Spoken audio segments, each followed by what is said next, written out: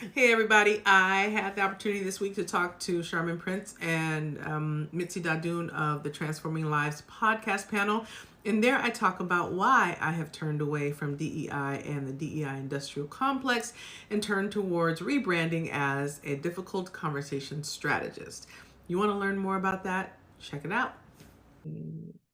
Welcome to another episode of the Transforming Lives panel podcast. I'm one of your hosts, Charmin, and Mitzi is here with us. Also, we have a special guest. And as customary, just take a moment to relax, take a deep breath in so that you can be present with us for the next 45 minutes. And Yes.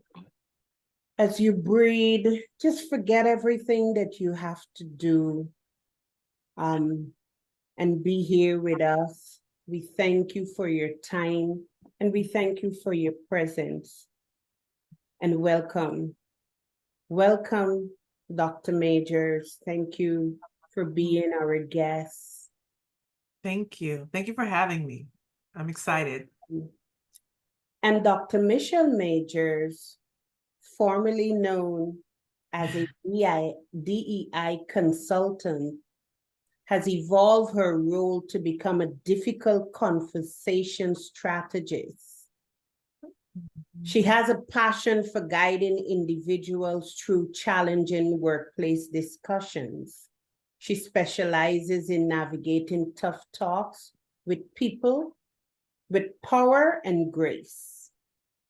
Dr. Majors understands that encountering conversations surrounding identity or value differences can often leave individuals feeling stuck or shut down. Mhm. Through her expertise in direct communication and graceful negotiation, she empowers others to navigate their conversations effectively, fostering understanding and resolution in the workplace. Mm. Dr. Majors, thank you. And is there anything else that we can add to this bio?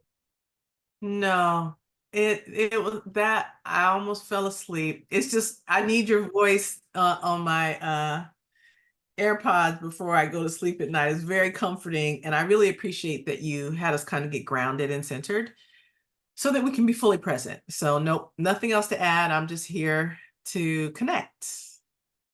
Thank you. Thank you.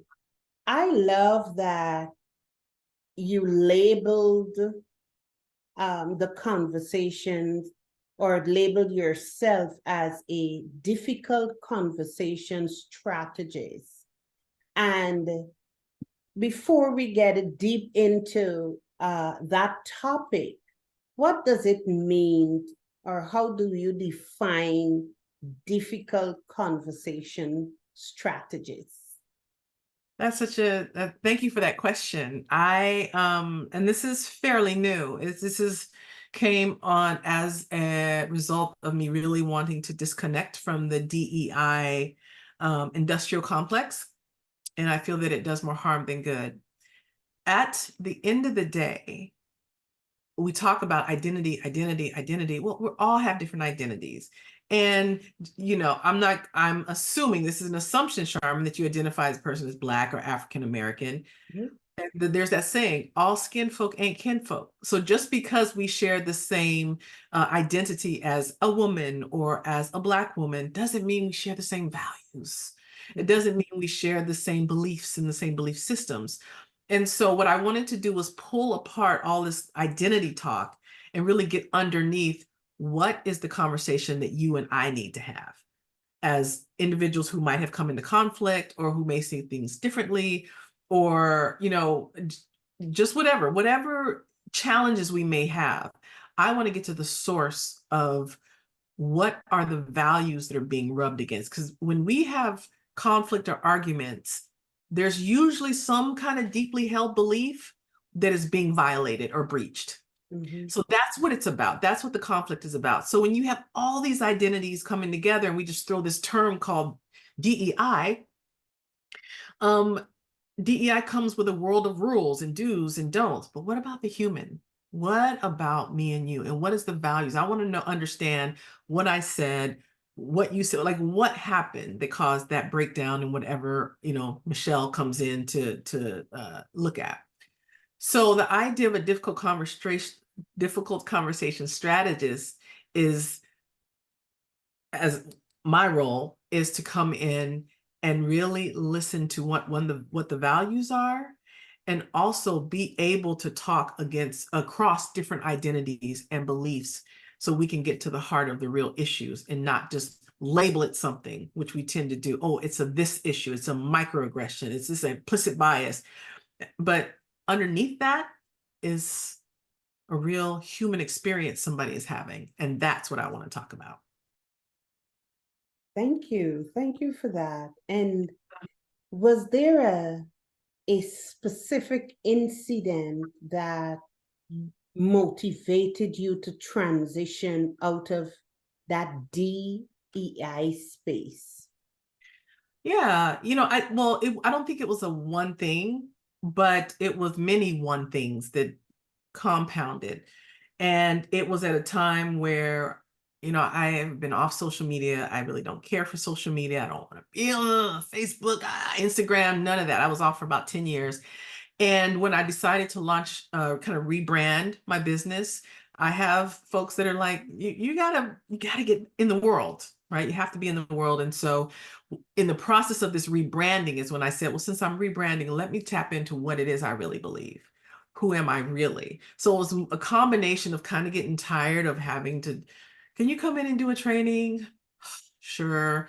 And then we talk on training, and then all the white folks are feeling constricted because basically DEI says, you're white, you're bad, you're racist, and you have, all that. And all the folks of color are like, why do we have to listen to people describe in technical terms something that is so very visceral and spiritual and real on my end? And it's frustrating, and it's real to you, and other folks are like futzing, not the other word, messing around with it. I didn't curse, messing around with it so that they can understand something that is your lived experience day in and day out. That's frustrating. So it was a combination of just getting tired of it, and then the opportunity to rebrand and redefine who am I really? What is my real message? And what am I trying to get people to see and understand across difference? For those of us who might not know, including me, what is this DEI you keep referring to? Because I have no clue what it is. Yeah, for sure. Thank you for raising that up. It's so assumed that, oh, everybody knows what that is. So DEI is short for diversity, equity and inclusion. And I'll just say it is a movement. It is work that is done in organizations to help people navigate the differences that come with diversity, right? And equity and inclusion. And what does that mean?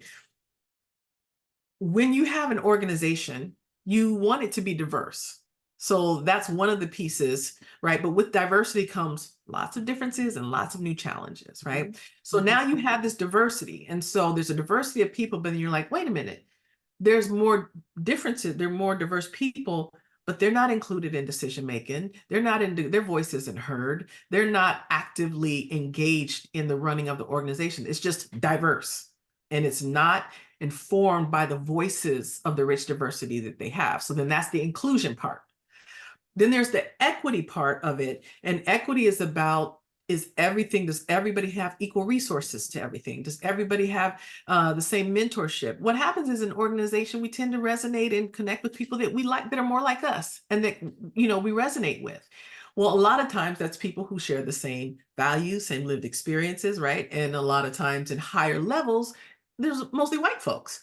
So now you have white folks that are connecting with and mentoring and resonating with other white folks because they resonate with them or have the same shared experiences.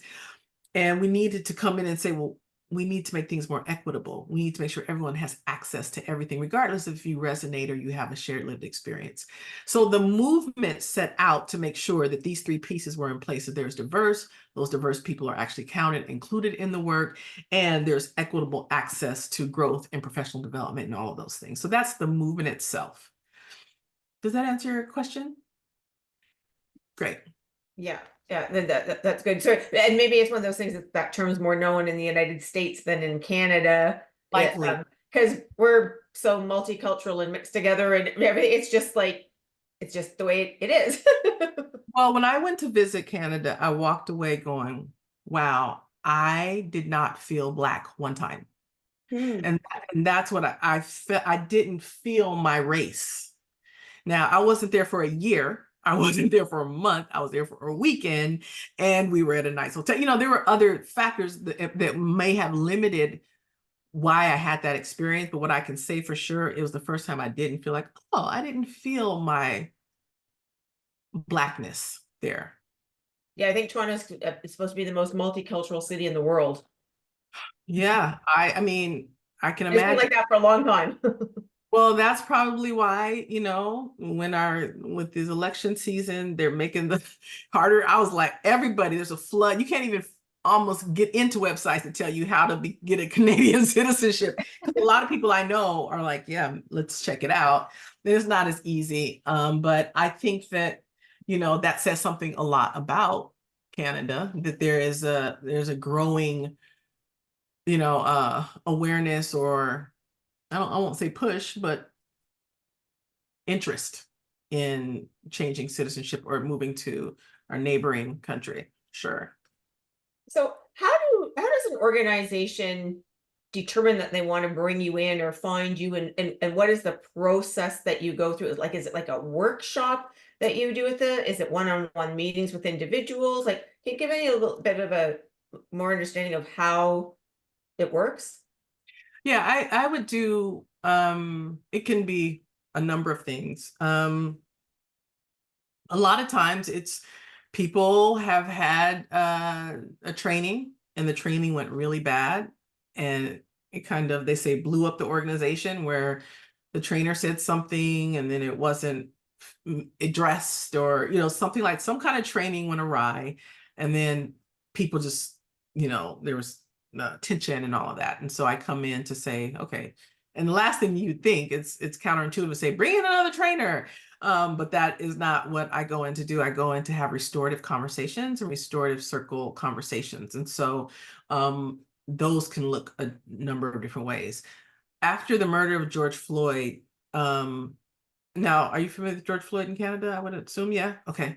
So after the murder of George Floyd, everybody was like, oh my goodness, it looks like we have racism in this country. Uh-oh, I think we better do something. And then, so I got really busy in 2020 and part of 2021, when people were actively seeking out ways to make sure that these kind of harms that are going on in society were, you know, they were addressing those harms in their organizations, because that was just kind of a symptom and something that we happen to see, but that's not the only time that that's happened or that has happened since, right? So people got really anxious and were making all these bold statements about, we are an anti-racist organization, and we, you know, all of that.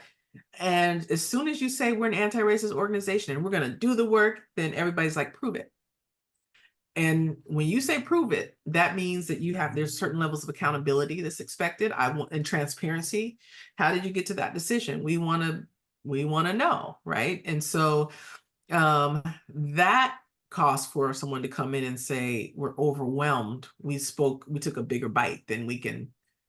And now people are saying, well, you said that we're about anti-racism, or you said that we're about equity. That, you know, and so I go into those kind of situations. Well, sometimes it's just a leader that's overwhelmed and doesn't know how to lead through that kind of movement. And so I have to come in and say, okay, let's normalize conflict, because it's going to happen. Let's normalize discomfort, because it's going to be uncomfortable. And how do we do those things, and what does it look like? So it could be coaching a leader, and it could be just a training, but I don't go into organizations anymore and just, I'll do a training. I don't do those anymore, because I don't know what they do with the training. I don't know if it makes a difference, and it's just not worth it to go in for a one training. And if I'm really about change and impact and transformation. So you sort of set up like a weekly program with the organization for a period of time or something, or It could be I wouldn't say a weekly program. I would say that we determine what is our end game. And so sometimes that end game could be, would require that I come into the organization and interview everybody in the organization and say, here's what they said. Now let's come up with a plan to address these things that the folks said. And then, so that could be a year-long process. It could be an 18-month process. It can be a 6-month process. So it could be, you know, it's so, what I like about what I do is it's not formulaic. It's really, I feel my way through it. And I can usually within the first meeting or two say, there's the problem. Okay. So unfortunately, I can't always just say, there's your problem. Good luck with that. Because sometimes it's a problematic leader who's not going anywhere, or a problematic person who's the leader's nephew. They're not going anywhere. I have a situation right now where the problematic person is an original founder or it's a nonprofit, and the founder is having issues. And so there's this strategy of, at least let's get them away from people. And let's just call them a consult, you know, how do we keep their role? Because they're not going anywhere. It's their organization, and the board is unwilling to say, move on. So we have to figure out strategies to not lose people because of problematic people that aren't going anywhere. And that happens a lot, you know, so it's really varied in what it can look like.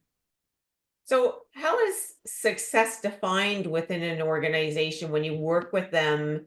When do you sort of say, okay, yeah, we've gotten to what we want, so now it's time for me to leave, or you guys can take it from here and continue on their process? Like, how does Success is defined, you know, I know I keep giving you the answer like it depends, but success is defined differently. I remember my client called me going, we had our first meeting since I've been there and nobody yelled. Not one person yelled. That was success for them, because they had this yelling thing and it's talking over people. And it was like, wow, it's the first time that we've had a meeting where ideas were equally shared and heard. Nobody was talking over anybody and nobody was yelling when they disagreed. We actually went through a process where there was disagreement and there was no storming out that's success for an organization, right? And so it could be that. It could be that simple. But other times it could be, we don't have our values laid out. So when Charmin and Michelle have a clash, where do we go to say, are we truing ourselves up to what we said we'd be? Are we truing ourselves up to what we said as an organization? This is the way we behave. This is the way. We have no reference point. So then it was a free for all. So we had to sit back and go, okay, let's talk about what the agreements are and how we have agreed to engage with one another in a place of grace. And once we got those, I talked through, now how do we activate them in real time? And language, right? So if we have values now, great, that's where usually people stop.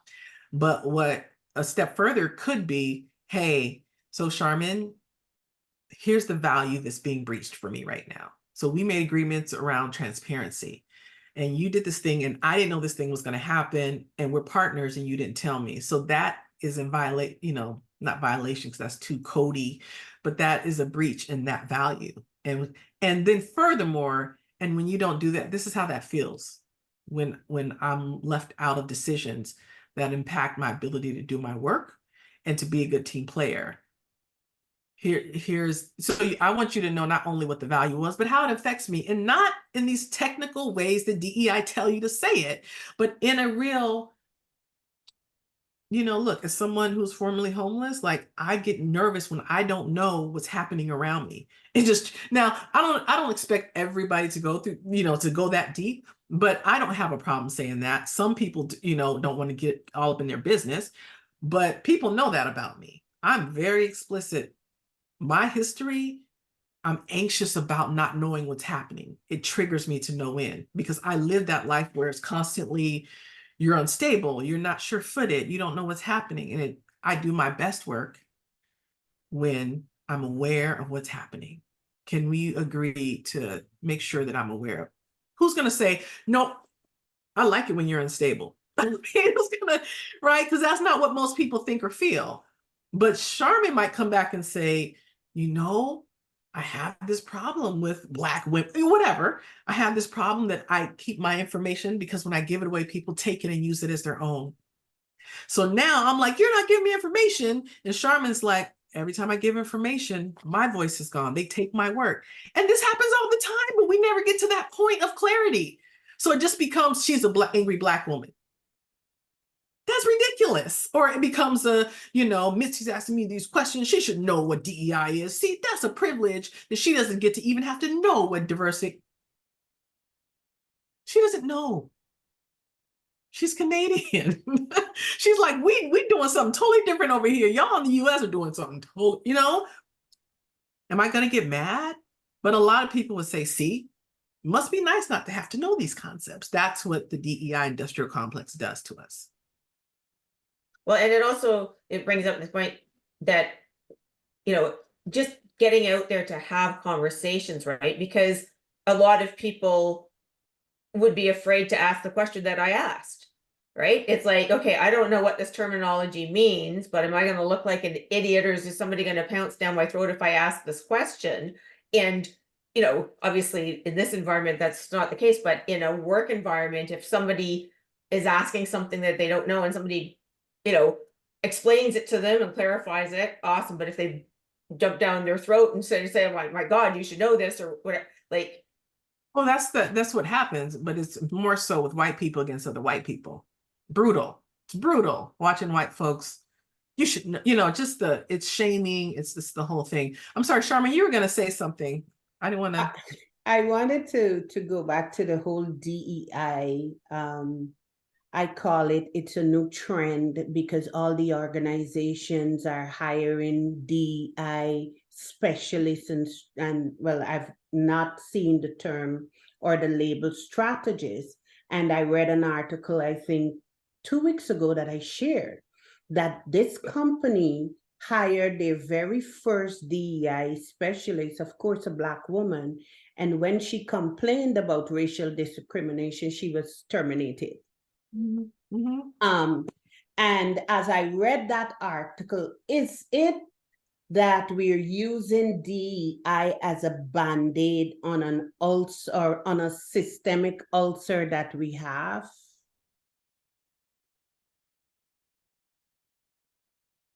A band-aid. That's a good, I have to think for a minute, like my reference point of how a band-aid. So yes, to some degree, I would say yes. Some people really genuinely want to make their organizations a better place. And they go to what is available and accessible and usable and knowable, and that's DEI.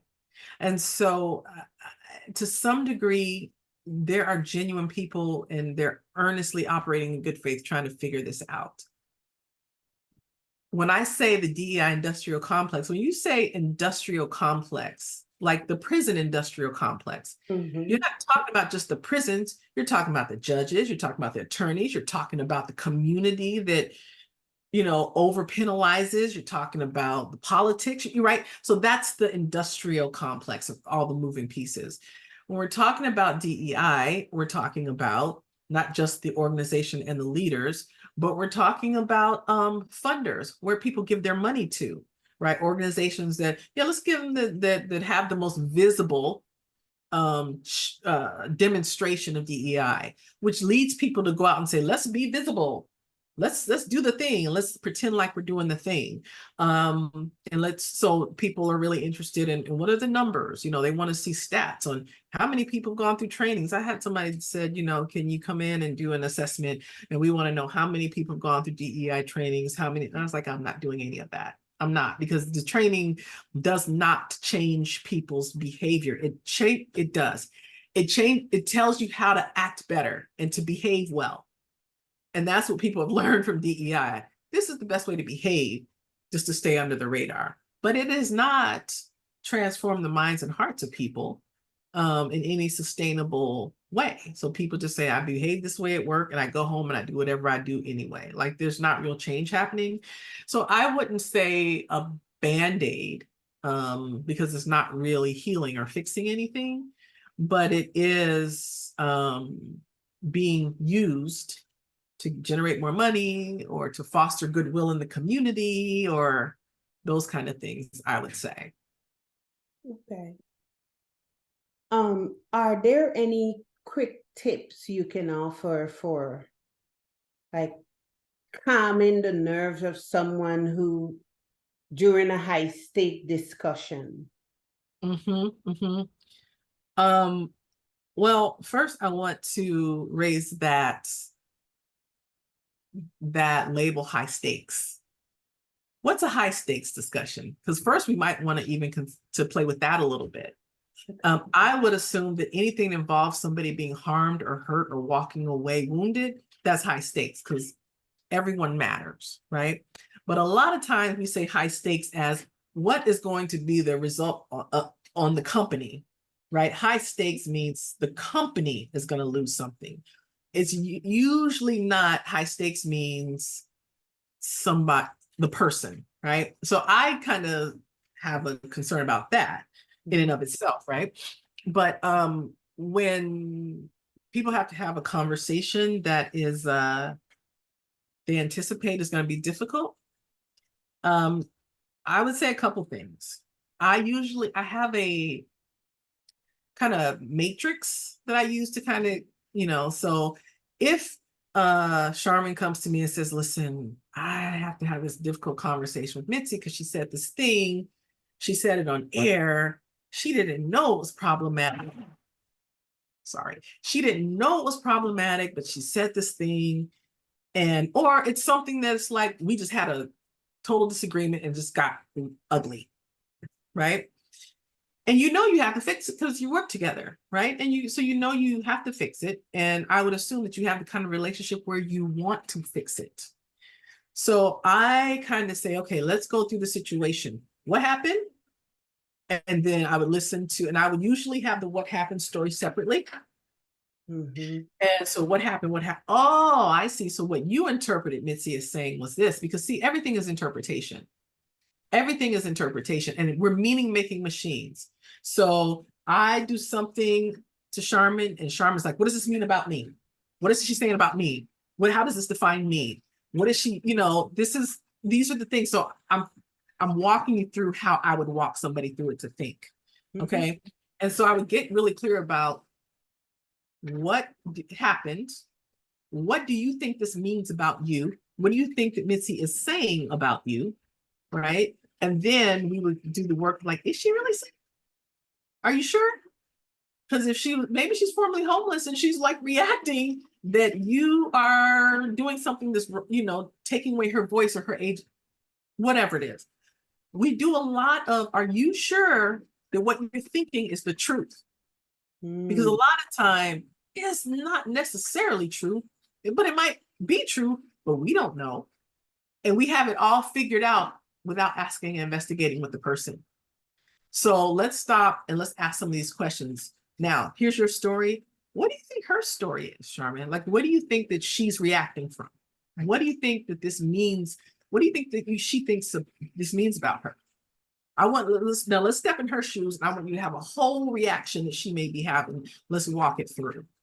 And a lot of times, is this loud? I have one of those robot vacuum things going. Is it loud? Okay. So, we never know what it really is, but because we make meaning of everything, and we usually don't make meaning this like, I'm sure Missy has her reasons. I trust that she's probably having a bad day. No. What is she saying about me? Right. And so we kind of walk through that. So as someone who is going and entering going into a difficult conversation, I would tell them to kind of do the work of telling the truth that you don't know what's wrong over there. You don't know what they think. Even if you know them well, you never know. But just asking them or saying, here's what I'm thinking. Is that right? Is that what you're feeling? Right? That's a good start to like do that work of like, you don't know that you don't know. The second thing is, please repeat back to what people say when they say it. So they know that you understand it. So when Charmin says to me, Michelle, I just think that you're taking my work and you're taking credit for it. I'm going to say those. So wait, please help me understand how I'm taking your work and taking credit for it. Or I might just go, oh, I totally see how you thought that. There's something that's very powerful and validating what somebody says is, of course you think of course you think that. I'm sorry. Of course that's so, when you make it like it's obvious and it makes sense that they think the way they think, we don't spend a lot of time trying to convince you of what we think and feel and believe, because you've already told me that you understand what I think and feel and believe, and it matters enough, right? So those are just some things. I know that they're kind of all over the place, but those are just a few ways that I think that are so easy, but we will not do it because of, once we admit that we made a mistake, it means that we are bad or wrong, or it never means that we're human. Never. It means, it always means something about our competence or our intellect or our power or our leadership or so. When you were talking earlier, and you're talking about sort of the example of somebody taking credit for somebody else's work and this sort of thing, it kind of reminded me of a Friends episode where, I don't know if you guys watch Friends, where Monica gets engaged and Rachel and Ross end up kissing in the hall, and she's like, "You're trying to, you stole my thunder," right? Like, this is supposed to be my day, and this event that you did is taking everybody's focus away from that. And then, but they had a dialogue where she explained what she went, and that she said, that she wants everything to work out well for her, but in that heat of the moment, that she was very wounded by that sort of thing. And I think that's a great example of what you're saying, is like, when there is that miscommunication, is stepping back and hearing it and trying to look at it from a different side. It also reminded me, when you were going through and talking of Stephen Covey's example, of a paradigm shift, right? You think you have all of the information and that you know everything, and then that one other piece of information comes in that was always there but you didn't know, and how on a split second it can completely shift the way you view what you're looking at, because you got that missing piece of information. Yeah. Yeah, I shared this story about I learned to I learned to swim in my 20s, and because they didn't have enough youth registrations and enough adult registrations, they put us together. So I learned how to swim with 8 and 10-year-olds, right? And I tell the whole story about, we're all swimmers, we're all trying to figure it out. There's no judgment. We're all in the water, right? And just, we don't have that language in this DEI and talking about differences and whatever, and race and racism and all of these phobias. There's no language to say, oh, just like you're a level 1 swimmer and somebody's picking up everything way faster than you are, they're level 8. We don't have like, oh, you're at level 1 in your understanding about race and racism, and okay, you're level 1, right? We don't have that language to give grace. It's either you're racist or you're not, right? So, but in that same story, I talk about a guy who, he was just kind of cocky and he was getting on my nerves, and he was really like, if you imagine the word macho, like that word, like imagine whatever image comes. And he was from New York. And so I lived in New York. So all of my stuff around what is macho and manly, and right. He was that guy. And, he was even kind of competing with the kids, just kind of like getting on my nerves. But we're going into the locker rooms one time, and he was in front of me with another man heading off into the men's locker room, and I was behind them going this way.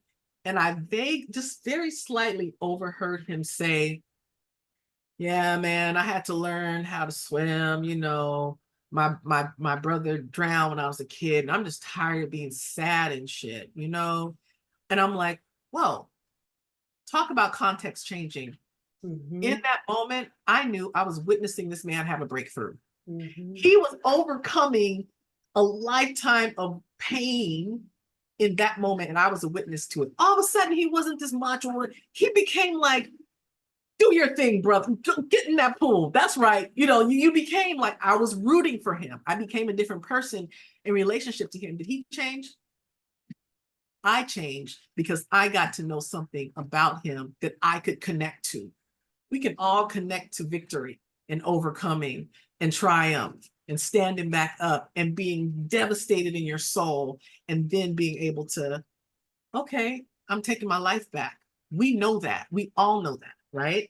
And so that's the context that we miss when we just say, he's just an ass, period.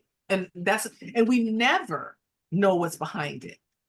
Not never. We rarely get to know what's behind it because we don't share space like that and have these kind of discussions where we can go, maybe it's something different.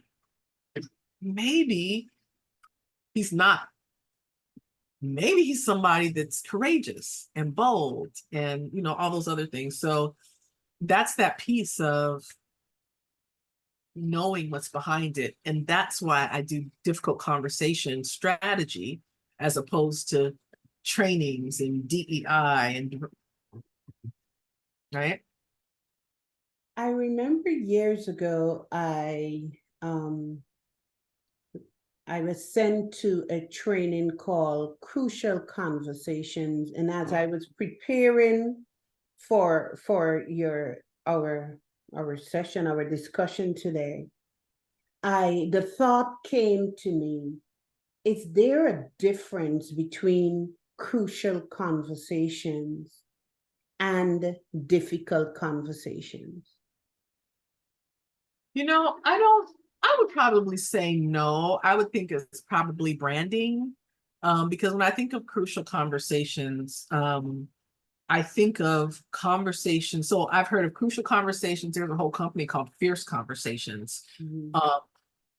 And I think that one is branding, but two, all of it ties back to pushing yourself beyond the discomfort to be able to heal something, to be able to get it out of your throat and get it out in the world so that it can be healed, right? You got to reveal it to heal it. And so I think this work is really about being able to reveal parts of ourselves, reveal your understanding of another. And people like the healing part, but they don't like the revealing part too much. So I think all of this stuff is about how to push ourselves past that discomfort to get into that zone of healing and that zone of resolution and restoration and reconciliation. Yeah. Is there a place in, or should I rephrase that and say, what role does empathy and emotional intelligence play in having those difficult conversations? So grace, I have a grace equity model, and GRACE, that all stands for something, but the E, I'm always torn, and I toggle between empathy and emotional intelligence because they feel the same. And sometimes one puts the exact feeling that I need to what I'm trying to describe, gets it there, and sometimes emotional intelligence does.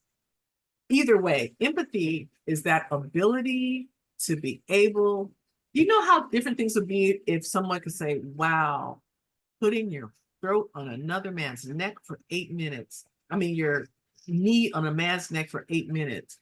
I can only imagine what that would be like if he had his knee on my neck right now. I'm going to stop doing this. This is a human being, right? That ability to put yourself into another's position, not in these technical high level terms, but as those deep human spirit terms where you're like, this is a human with a mother. He cried out to his mother, with a mother and a children, like that is when you're in that space. Don't you think that affects how you hear them when they're talking to you? Right? It changes how you hear them. Empathy. Wow, my sister is my person on this planet. She's my person. I love my husband. He's awesome. My sister is my person, right? He knows that. This is not a shaming thing. But if my sister died in a drowning, it would take me my whole life to get to a point where I could finally get in the pool again. I understand that. I have empathy. I know what that is, right? Emotional intelligence, there are the things I'm telling you right now. I can have I've had conversations with people that are, now I only take so much. I have grace, but you're not going to disrespect me, right? But I allow people to emote because I know it has nothing to do with me. I am pressing on something that's about that 8-year-old kid that doesn't like to be whatever. And, I'm pressing on something that has that's emotional intelligence. So as a leader, when you have emotional intelligence, you can give direct feedback and allow people to have their reactions. People don't like feedback. People don't like for you to tell them, here's how you can get better. People dread performance feedbacks. A lot of people do, right?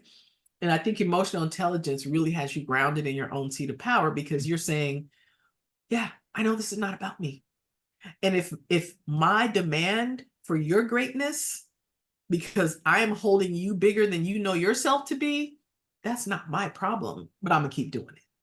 So and a lot of times, and so emotional intelligence has you see a person beyond their behavior and hold them to, and hold your, more so it helps you. I'm saying it in terms of it's helping them and I'm so benevolent because I'm seeing you bigger than you know. No, it gives me power because I know I'm square. I'm doing what I'm supposed to be doing. I am giving you the feedback and you're reacting from some kind of trauma. And I'm going to either, so then I react, I make decisions based on that. If I don't feel safe sometimes, if it's a bigger person than me or the way they're behaving feels violent, then I'll, of course I use discernment, but I think emotional intelligence is all about being able to understand where you are in your body, because it's not just about them too. Uh-oh, I feel myself. Sometimes people say things and I'm like, whew. And emotional intelligence is me being accountable for that and saying, I'm going to take a beat because I'm not in a place where I can honor this conversation. I'll be back, or let's talk tomorrow, or whatever it is. Or it may look like me saying, Charmin, I'm super uncomfortable right now and saying this, but this matters. And I don't think we should let it go. Are you good to just hang in there and keep digging in on this? Yeah, I'm good, Michelle. Okay, let's do it. Or you'll say, Michelle, nope, I need a beat, right? So it's about being able to allow for the movement of people's energies and all of that without losing sight of the end goal. And that is, don't we all just want to just be okay and feel okay? Right? And so, and we are all just kids. I think about, I wrote in my book, I just finished my book, conflict at work. Yeah, in the workplace, conflict at work, and grace your way to resolution. And I wrote about how, listen, this is no different than me walking in with my, in the 9th grade, going into my freshman year with my, or 8th grade, whatever it is, with my good times lunchbox filled with my insecurities and ultimately I want to get invited to the party. I want to be seen, and I want people to be like, I want Michelle at my party. She's cool. I wanted that then, I want that now. That hasn't changed. We all want to be invited. And instead of lunchrooms, we do it in boardrooms now. We do it in conference rooms at work. That's why Charmin is that's my work. I want credit for that. And you're taking away. I want to sit because that's my work. You still do it today. So I think behind all of this is, for me, is a recognition that it boils down to that level of simplicity as humans. I just want to belong, right? And you'll highlight that sort of, it's asking those questions and going deeper to get at where's the person coming from because of whatever their life experiences are. and how that affects the way that they're interpreting whatever the situation is, right? Because when you come to the exact same situation, even the same person can come to the exact same situation 5 years apart and react totally differently because they've had different life experiences during That's that period right. of time. So you can, have something happen and react to it completely different than you did years ago because your life has changed. So obviously, that happens with other people as well. Yep. Yep. And that's why that sense of this whole thing around the DEI, it just puts these rules and barriers and language. And the more we become sophisticated in terms and language, the less our emotional intelligence. So it's because it's just so much easier to say you're transphobic than it is to say, oh, that's what happened to you as a child. I can see why you have a problem with identifying as such, or someone who identifies, or someone, I read Will Smith's book. When he slapped Chris Rock, I was like, yeah, that tracks. I read the book. So his story is he, his father used to abuse his mother in front of him, and he didn't have the courage to stop it. And he says in the opening of his book, the first chapter is dedicated to, I am the world's biggest coward. You see all this success I have? All of that is to camouflage that I have been trying to overcome this being a coward thing. And so he saw his mother being abused. He didn't do anything. And it's just, so I can see how, and there's lots of things with him with women, and the whole book, he's always, bless his heart, he struggles with women because he falls in love so quick. And he was like, and when he goes in hard, he's touring around the world, and he had this girl at home, and hip hop artist of the year, Grammys with, and he, they were like, let's go party. Like, no, I'm going back to my person. So yeah, if he says something, he's laughing, he doesn't hear it, but apparently I haven't seen it, but apparently he looks over at her and she's like, he saw her.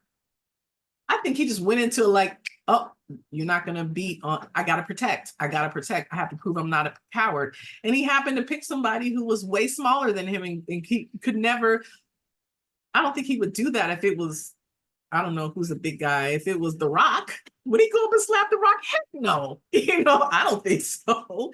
Right. But I think that it gave way. His history and who he was gave way to that moment.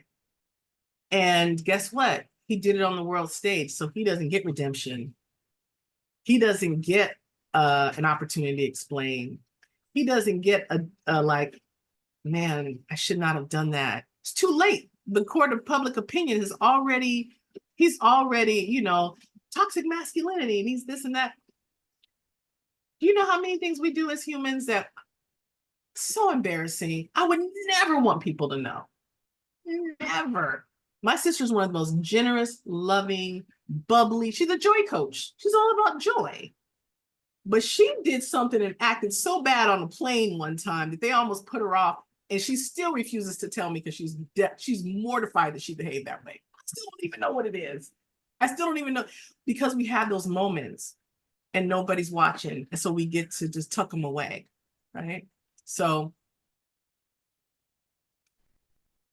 this has been very enlightening as to sort of the process in helping organizations navigate this obviously very complex and very important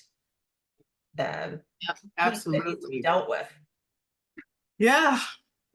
Well, Dr. Majors, it has been an honor and a privilege to have you, and definitely need you back because 45 minutes was insufficient. There is so much for us to unpack, and I am sure that our listeners would agree with me.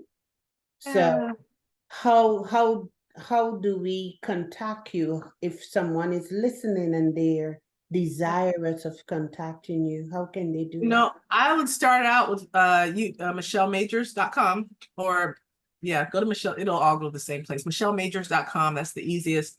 And all my contact stuff is there. I'm not even gonna leave anybody. I do have Instagram. I just got TikTok. I might have 4 followers. Like I got a team now. It's just now it's like, okay, we're gonna build this thing. So I'm putting stuff on there, stuff there, but it's just we're building. So I would just, for information, go to michellemajors.com, and there's a contact me place there. And all my socials are there too, if you dare go, and I'll be like, hi, it's just me and you here on on Instagram. But yeah, that's where you can find me. And I really appreciate the time and the platform and sharing space with you today. I really appreciate it. Thank you. Thank you so much for helping us transform lives. All right. Take care. Be well. You too.